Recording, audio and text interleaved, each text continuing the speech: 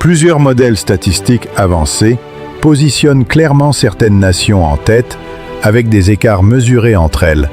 mais tous indiquent une compétition très ouverte où chaque détail tactique et chaque décision de match peuvent faire la différence.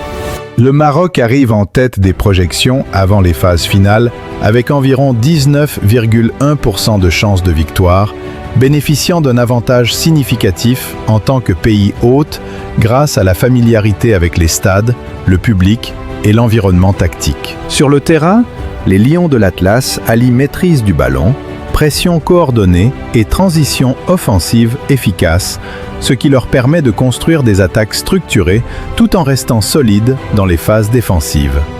Leur dynamique récente, avec une série remarquable de matchs sans défaite avant le tournoi, contribue à les placer légèrement au-dessus des autres prétendants. L'Égypte occupe la seconde place dans les estimations avec environ 12,4% de probabilité de victoire, combinant possession de balles structurée, contrôle du tempo et utilisation intelligente des espaces adverses.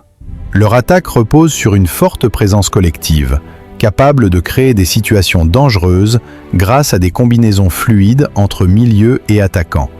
tandis que leur discipline tactique leur permet de gérer efficacement les moments clés des matchs. Le Sénégal, juste derrière avec environ 12,3%, possède un équilibre tactique très intéressant, associant une défense bien coordonnée à un pressing réfléchi et des transitions rapides vers l'avant.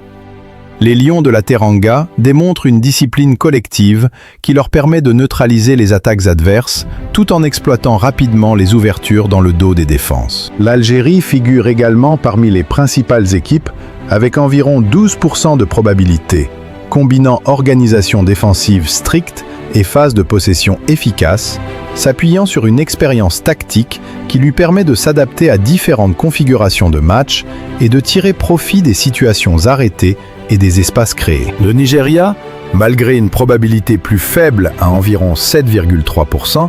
reste dangereux grâce à un volume offensif élevé et à une attaque dynamique capable de générer de nombreuses occasions, combinant pressing haut, rotation des milieux et mouvements coordonnés entre les lignes, même si son équipe peut parfois être vulnérable défensivement contre des adversaires très structurés. Au-delà du top 5, plusieurs autres nations apparaissent avec des probabilités plus faibles, mais non négligeables de remporter la compétition, incluant la Tunisie et la Côte d'Ivoire, à environ 6 à 7% chacune, capables de tirer profit des matchs serrés grâce à des transitions rapides et un contrôle structuré du ballon, ainsi que le Mali, le Cameroun et l'Afrique du Sud, dont les forces résident dans la discipline tactique, la défense coordonnée et la capacité à créer des surprises dans les phases éliminatoires. Les probabilités présentées ne sont pas de simples chiffres arbitraires, mais le résultat de simulations tenant compte de facteurs clés tels que la forme récente des équipes et leur dynamique collective, la capacité à contrôler le ballon et à imposer un tempo, l'efficacité offensive et la création de situations de but, la solidité défensive et la gestion des transitions adverses,